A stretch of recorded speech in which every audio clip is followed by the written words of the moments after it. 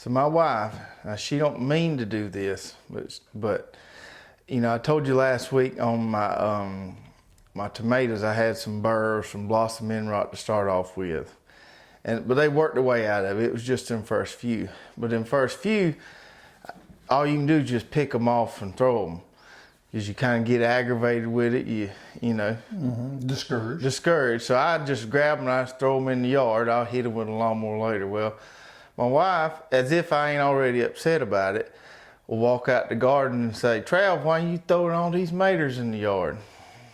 And you know, it just reinforces the fact something I'm already struggling with. I don't need you to rub it in. Right. But did y'all have a talk about that? Well, I just said, honey, you know, having a moment, don't come out here and make me worry about it even more. But like I said, they have came out of it, and I want you to look at that right there. Oh, that's pretty. Now it got bruised in transport. Well, over these here. do that sometimes. That's pretty. A Cherokee purple, and I have eaten several of those, and they got a nice meaty taste to them. We're gonna try one in here in a minute, but that's the biggest mater I've grown this year so far.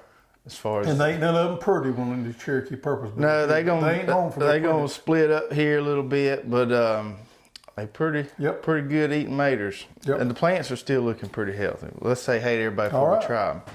Hello everyone, and welcome to the Row by Row Gardening Show. I'm Travis. I'm Greg. We've got a really good show planned for you tonight. We're gonna talk a little bit about okra later in the show.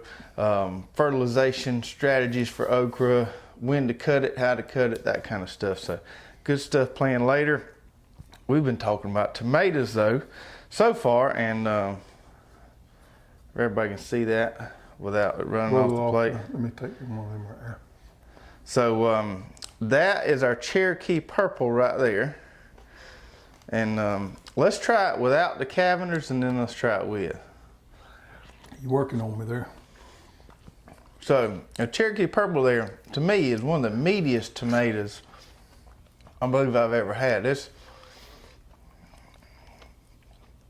pretty good. So we're gonna do that, or we're gonna wait? And then these right here is a new variety we carried this year, but we never tried, called a Jubilee. And this is a yellow tomato. If you let it get real ripe, it'll kind of turn orange. And that's the first one of those I've tried, and those are pretty good and sweet too. Let's doctor them up a little bit. Okay, that one right there is one you gnawed on. Yeah. I hope some of them folks that don't like us eating ain't watching. Mm-hmm. They're gonna be upset.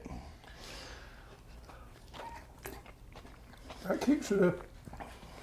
That kicks it up a notch. Mm-hmm. But as far as our ability to grow these kind of indeterminate, some kind of heirloom stuff, it's not been great over the years. But those two right there have done pretty good for me. They have. It's pretty good.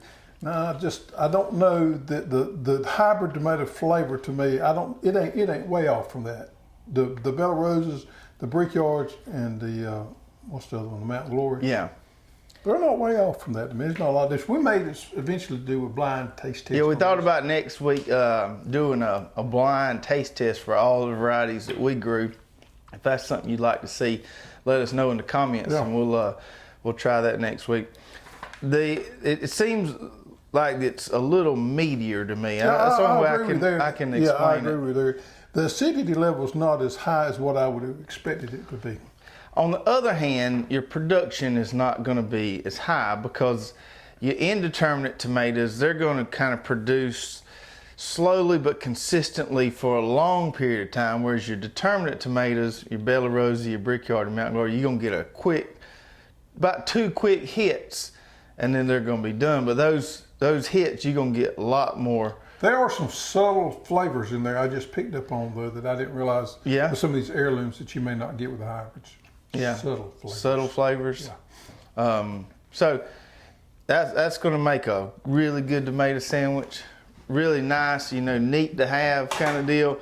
But as I've always said, if you really want to can and put up a lot of tomatoes, for production wise, those determinants are the way to go. But next week, if everybody wants to see it, we'll taste test all those determinants and see what I comes have nearby gorged myself out on tomato sandwiches. I believe I have eaten tomato sandwiches at least one a day for the last 10 days. Over the weekend, I went hog wild over them, and I almost gorged myself out. And I backed off several a day? I backed off on it just a little bit because I was starting to have some issues, and I don't think I'm going to go back to it, but I love them, but I about overdid it. Well, you might need to just dial back on a little bit so you don't get burned out. I did first of the week, but we still got several weeks of tomatoes harvesting going on. And I tell you something else, beans we fished to get into okra we did the other night. Now everybody's got the way they love to eat okra, but we fry our okra, cut it up, fry it, and I love fried okra and take fresh sliced tomatoes and cut them up and mix it together. Ooh, that's good stuff. And I ate me a bowl full of it the other night. That is one of my mostest favorite ways to eat them. I got where we don't necessarily like to fry it. We like to cut it up and put it on one of those elevated baking pans or use the air fryer. We don't even batter it, and it just still gets nice and crunchy. A little more healthier way to eat it that way. Doesn't take as much time. So my incredible sweet corn is finally ready to harvest. Now it didn't make as big ears as your Honey Select did. So I got it in a little later, and we having some soil issues in the Dream Garden. But we still got a pretty respectable corn harvest there. That one there could have used to fill out a little bit more on the tip. But yeah, I'm gonna have to work with you on your corn. I have grown better corn over the years, but that one there is pretty. You want to try that? Since you're the raw corn. Yeah, that's better than me. Yeah. Now a lot of folks. That's about a week off, Trav. See up in there? Yeah. It's good. Well, I had to get some to bring I understand show. that, but it's good. A lot of folks last week wasn't quite sure why you kept eating that corn if you didn't like it so much. Do you want to clear the air on? Well, it just happened. You changed your mind? No, I didn't change my mind. It just happened that way. I didn't want to see it go to waste. I mean, I had that big old bowl full. I was hungry, so I decided to go ahead and eat it. Yeah. But as far as sweetness wise, you like that's better to me right there. That ambrosia.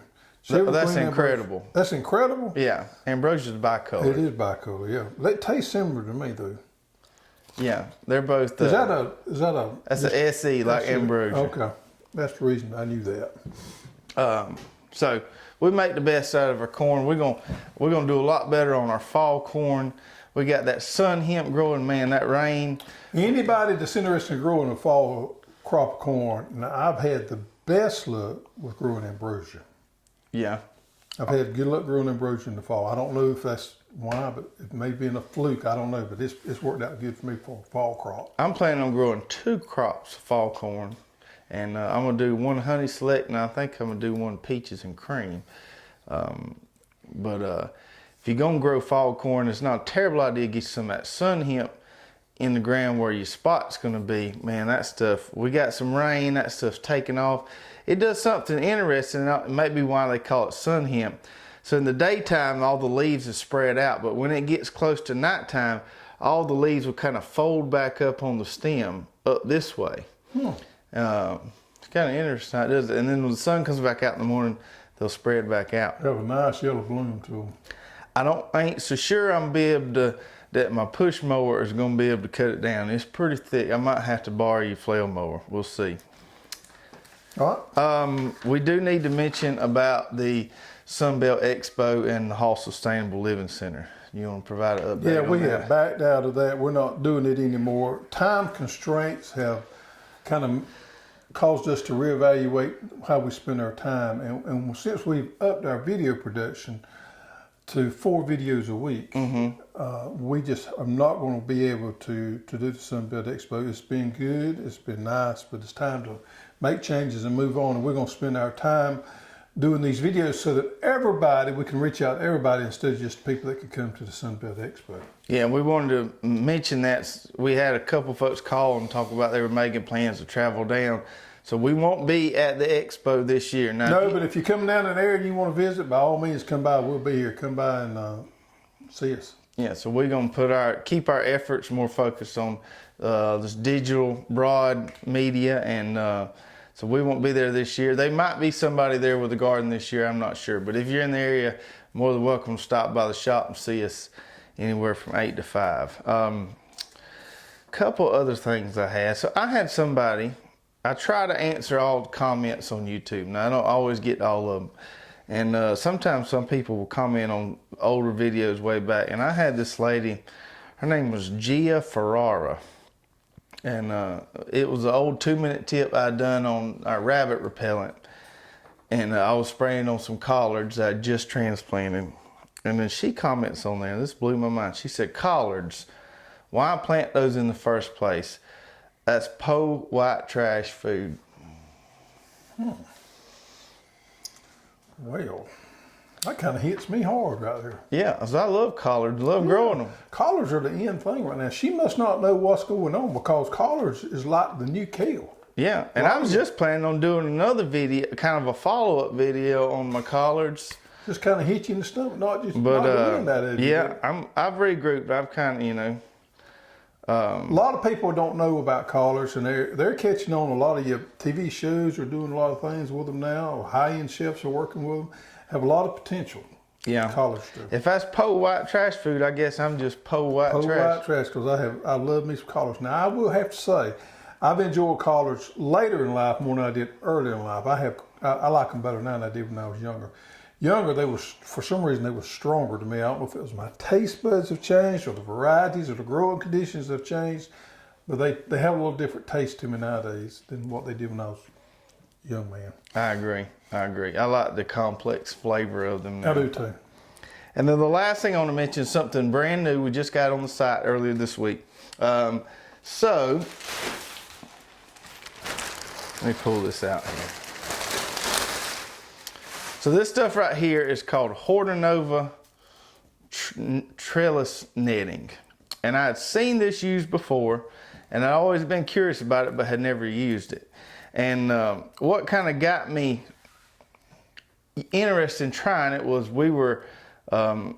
my consultant farm up the road there, they had some raised beds that needed something planted in them.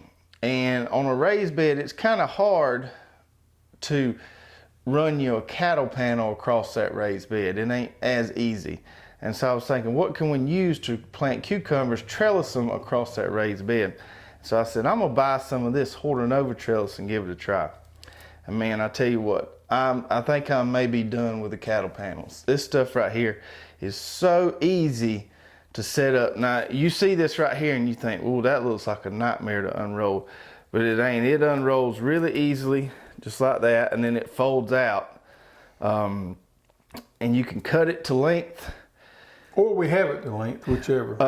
Yeah, and I'll go over the sizes in just a minute. But I put a T-post about every 10 to 15 foot. I use zip ties. I secure it down on one side, and then you just stretch it across the whole part, tie it on the other. It's really easy to get tight, whereas sometimes the cattle panels can be a two-man job. This is an easy one-man job. A lot more economical choice here, and this is what the commercial guys use on these pole-grown cucumbers, and when they have to trellis something, this is the choice for them. This stuff's really reasonable. I would venture to say you could reuse it, but it's reasonable enough where it ain't gonna hurt your pocketbook. Another way that they use it, the cut flower people use it, they put it down horizontally, and they grow zinnias through it, and it protects and supports those zinnias. Zinnias or coxcomb. May do me some of that. So they put it about 1 foot off the ground. And let them grow through it. That's right. But I've seen people, I'm using it I got some cucumbers growing right now, and we'll do a video on that. I've seen people use this for tomatoes. This is gonna be perfect for English peas. Yep. And even some fall pole beans. But if you're like us and you rotate a lot, sometimes it's hard to move, and you kind of don't want to do it, move that cattle panel set up all over the garden. With this right here, you could take it down, move it easy. And you hit on a point there. There's cattle panels that are 16-foot lengths. Instead of having to cut one, you just use this and do whatever length you want to. That's right. Make it work for you. So let's show them our options here. We have 3 different packet sizes of these. Yeah. So we've got one size that's 48 inches tall, or 4 feet tall, and we've got that in 2 different lengths. 16 feet. And 50 feet. And like I said, you can cut this to length, but for a small garden, that 16 foot would be perfect. For a little medium-sized garden, this 50 feet here, you can cut it in half and do two 25 feet. The good thing is you're not hamstrung by the length of that cattle panel like you would be. And then we have the bigger rolls.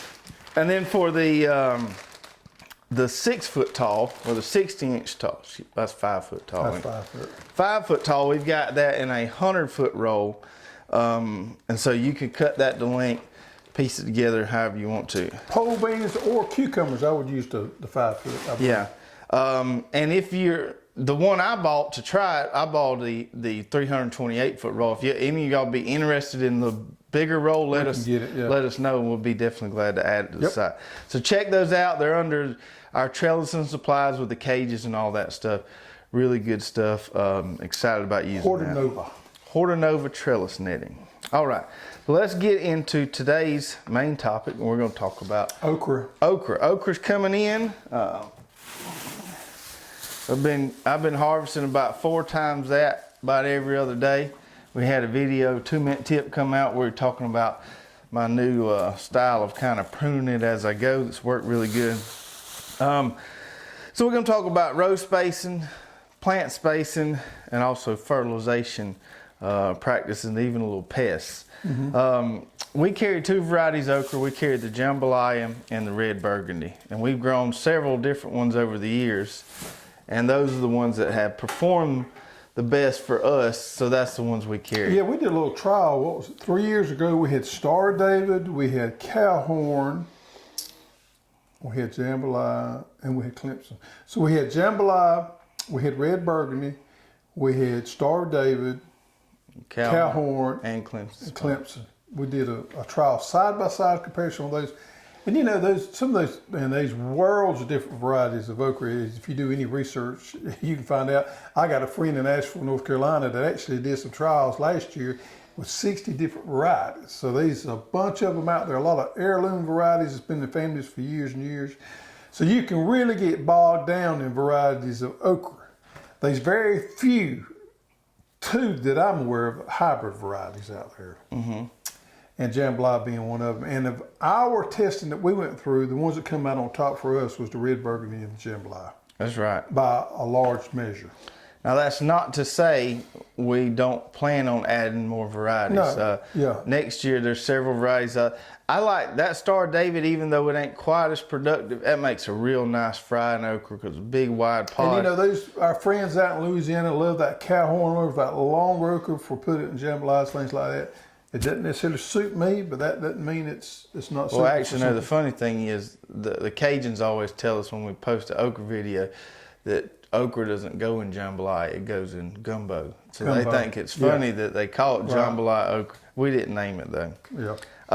That Louisiana Velvet, I wouldn't mind adding that one. I've heard good things about that. There's another one out there called Candle Fire, which is a more red one. If any of you have had a variety that you've been growing for a long time and are real fond of, by all means, let us know. And we'll be glad to add it. As far as spacing on okra, sliding down about over there.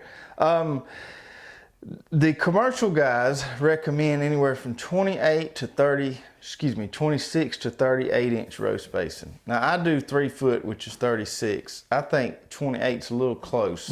I do too. I would recommend if you're doing it for production to get it in there, a 36-inch row is perfect for me. Yeah, you can do as wide as 4 or 5 foot. Yeah, if you got if you got plenty of room. If you got plenty of room and you want to be able to get your little golf cart in there, you need to make provisions for that. But as far as actual production, 36-inch rows is pretty dadgum good. And then spacing within the row, what I have found out was a foot was perfect. Yeah, if we're transplanting and putting it on drip, a foot works out perfect because you just put a plant on top of every emitter. Now, if I direct seed and then thin them, sometimes I leave them a little closer, maybe 8 inches or so. When you're direct seeding versus transplanting, okra comes up good. You can get a head start by transplanting.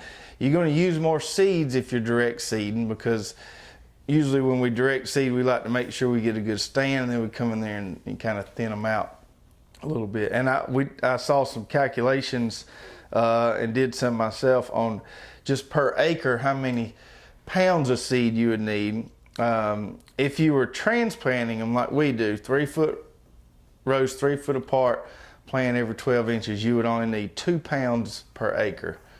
Not quite 2 pounds, but let's just say 2 pounds. If you're direct seeding and thinning to 8 to 12 inches, you're gonna need around 12 to 15 pounds an acre.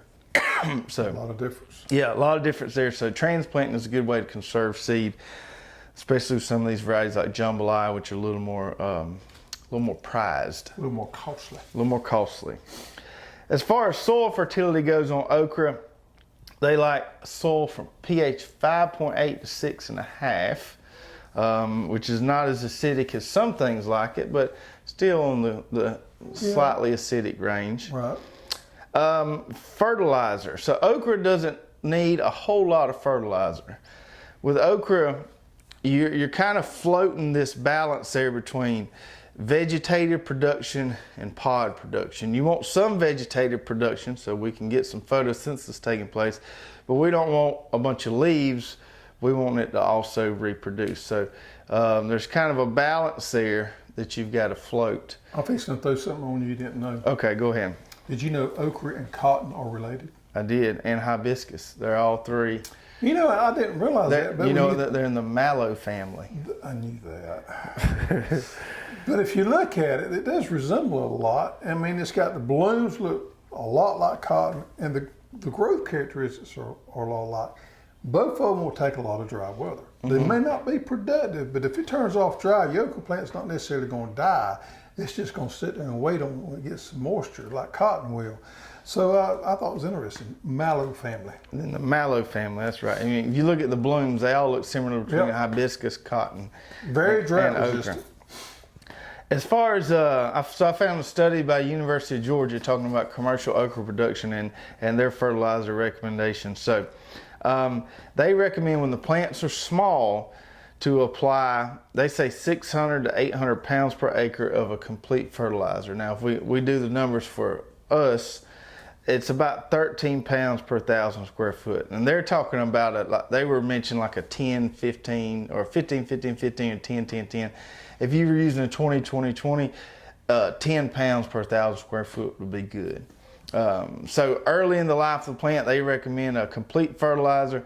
And then they really say that most of the times you don't really need to give them a whole lot else, because you're wanting to maximize the pod production, not necessarily maximize the vegetative That's growth. where water comes in. Water's going to make it a lot more productive. Yeah.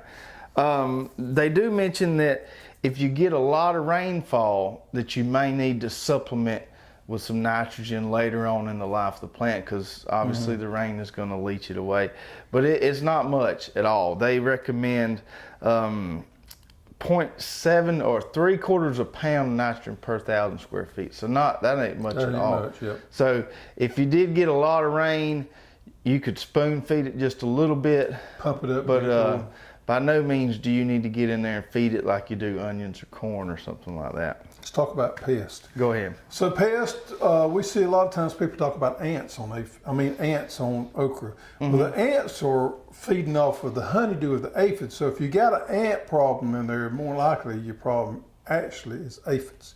And then the ants are what we call guarding those aphids. So they're up and around and all around that plant and feeding off that extrusion from the extrusion from the aphid, which is called honeydew. So if you got ants, more likely you got an aphid problem, you can tend to that and your ants will go away. Another pest we see are stink bugs. Stink bugs late in the season can get on okra pretty bad. Not a whole lot you can do unless you start trying to control them early. I won't fill up the sprayer just to spray my okra, but I kind of spray everything else that really needs it. Too. And like recently, I'm spraying my corn with spinosad. But if I got some left over, I go hit that okra with a spinosad. Yep. Take care of them ants and some of them other things. So I don't intentionally spray it, but it's kind of that last area I walk over to kind of empty out my sprayer completely. And also they're susceptible to nematodes. Yes, they are susceptible to nematodes, and I had a problem last year. You can tell when you pull your okra stalks up, if you've got them knots all over the roots, that you've got a nematode problem. And it's best to go ahead and take care of that than it is to plant something else there. Yeah, when your okra gets old, then you can start seeing it starting to go down. A lot of time that's from nematode problems. And you can do some mustard, or you can do some sun hemp or some sorghum sudan to kind of help take care of that. Crop rotation and planting those cover crops is going to help you on nematodes. You're pretty much don't have a lot of other choices to do there. And that article that I was noting earlier did suggest that if you're planting okra in kind of a new spot, it works great if you're following it behind grasses or grains. They said not to follow okra behind vine crops, squash, cucumbers, or sweet potatoes. So don't succeed okra behind those two, because that's just asking for some nematode So problems. a late crop of okra behind corn would be a good choice. Right. All right, and then the last thing we kind of want to talk about with okra is pod size. So this is the terminology that the commercial guys use when they're out there picking okra, and based on kind of what size they want. So there's 3 different words here we use, and I was unfamiliar with this, but back in your produce hauling days, I was really familiar with those terms. so they use 3 names to kind of characterize the different pod length on okra. You've got fancy, or what I like to say, fancy, fancy, choice, and jumbo. So your fancy is going to be about 3.5 inches. Yep. That's a hair smaller than fancy, but that'll work. And then your choice is going to be 3.5 to 4.5. And that's on the borderline there. That's what I would consider that. And then you got your jumbo, which is your bigger ones there. Now, back when we was coming along, we used to deal in wholesale produce a little bit back in my day. These 2 is the one you buy. Them right there, you couldn't sell that. Really? See, I see a lot of them go, if I go to a local grocery store, I see a lot of them. Yep. Things have changed a little bit. I'm talking about back in the day. Choice and fancy was the 2 things. This was probably at least $5 or $6 a box higher than what your choice was. That's right. But you could sell both of these right here, and it got above this right here, you could forget it. Now, a lot of people nowadays with these some of these other varieties and everything, I see a lot of home gardeners using these bigger pods. I personally don't care for them a whole lot. For me, they get a little hard and tough. That's kind of my Depends on what you're going to do right. with them. Yeah, that's my ideal size right there. Is kind of a choice. If you're frying them, the toughness ain't as much of a problem. If you pickling them, you don't want to put that in a pickle jar, because it'd be hard as a rock when you go to eat it later. When you go out there picking your okra, try to do it on an everyday or other day rotation. You'll end up with more of that than you will this. Now, one of them will get away from me every now and then. I can't see it down there, and I find this one. Like that one right there? Yeah, now that's a red burgundy. That's not quite as tough as what these can get. Yeah, that's still probably on the bigger side. It Now, is. one thing that was noted in the article as well, it's a good idea when you're going through and cutting it, even though you ain't going to eat them ones that got too big, get them out of there, because they will severely hamstring your okra production. So cut them off, throw them in the yard, whatever.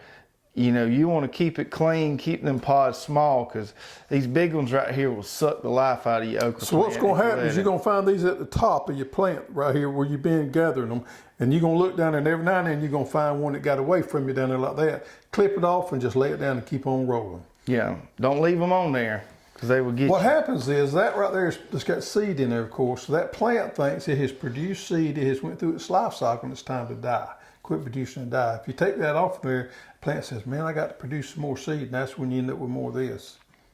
As far as the pruning the okra, I'll touch on that real quick. You can go watch that 2-minute tip to see how I've been doing it. But one thing I didn't really address in the video because it was a time issue. I won't say that pruning okra makes it any more productive, because you will get some okra on those side branches and side shoots. But pruning it makes it way easier to deal with and way easier to harvest. You ain't sitting there looking all up and down the plant. You know right where they are. That's the biggest issue I see, is it helps me glaze through there and see the okra get it and go on, where I have to If it's a lot of foliage, I really have to study in there to try to pick it out. You don't want to be studying. I don't need to be studying out and it hot and scratching and time to get okra. That's right. So if you watch the video, you'll see how we've been clipping the branch when we clip our okra, and it's made it really, really nice this year. I did want to show this little figure here that I thought was really neat that I found. So this figure here gives you an idea of how long it takes okra to get to, say, that jumbo size. So this is your flower here, and these numbers are days. So it don't take long to get there, and that's why we have to get out there and pick it every other day or so. So day 1, you got your flower. Day 3, you got your little bitty, I don't know if I got it in there, but you're a little close to that right there. See one in there? Yeah. Well, that's maybe day 2. Yeah. So day 2 or day 3, you got your little tiny ones there, and sometimes I'll grab them if I'm out picking. Yeah, I will too. If you ain't able to get out there the next day or 2, they can get out of hand on you. Day 4, you probably getting close to your fancy. Day 4 or 5, and then getting to your choice, and then on up to your jumbo. So it don't take from flower to this about 8 days. Yeah, I don't know if mine don't grow a little quicker than that. That seems a little long to me. Yeah, they might grow quicker than that. It just depending on what conditions you have. So those guys, those commercial guys that are growing the fancy and the choice, they got to be out there about every day picking. Every day, every other day at the most. Because I'm on an every other day rotation on my okra picking. I am too. I'm on it every other day. I got to pick today. I didn't yesterday. It was raining. And when I'm out there, I gather about everything from here up. Yep. Because I don't want to let none of them big ones get out of control on me. All right, let's get into some questions. All right, go ahead. Constant Lovejoy says, I'm in zone 7A. When do I plant fall corn? Fall corn. I had a lot of people asking about fall corn. Even had some people asking as if fall corn was something different than sweet corn. It's just sweet corn we plant in the fall. We've had really good success with it. Your worm pressure's a little higher, but you can certainly do it. We usually plant ours anywhere from late August through mid-September. We can get away with it. Since it's hotter, it ain't gonna take it. Days of maturity is gonna be shorter. Yeah, gonna be a little faster than what's on your seed packet. So for us, late August, early September, if you're in zone, and we're in 8B, so if you're in zone 7A, I would say probably end of July, early August for 7A. I think end of July would be a good time to get it in the ground. For that. Being that it's still pretty hot all over the country that time of year, highly recommend putting it on drip so you can keep water to it, keep it from getting stressed. Otherwise, you're going to end up with some high corn. Yeah, high corn. No. All right, and our second question here comes from Joseph Gordy, and he says, how do I lower the pH level in really sandy soil? He's in Alabama, and he's got a pH soil tester he put in the ground. He says reading 8+. Tough one. That's a tough one there. Elemental sulfur is really the only thing you can do there. Is you can apply elemental sulfur and it will lower pH. It is something you have to continuously do. That's one of the biggest reasons you don't add lime until you know exactly what you're doing. So if you add lime, too much lime, you get your pH too high, you're in a pickle there because it's hard to lower. Blueberry guys have this trouble all the time because blueberries love a 5.5 pH. So they're always trying to lower the pH. Elemental sulfur, good luck, and do it pretty regularly. Over a period of time, it will gradually come down.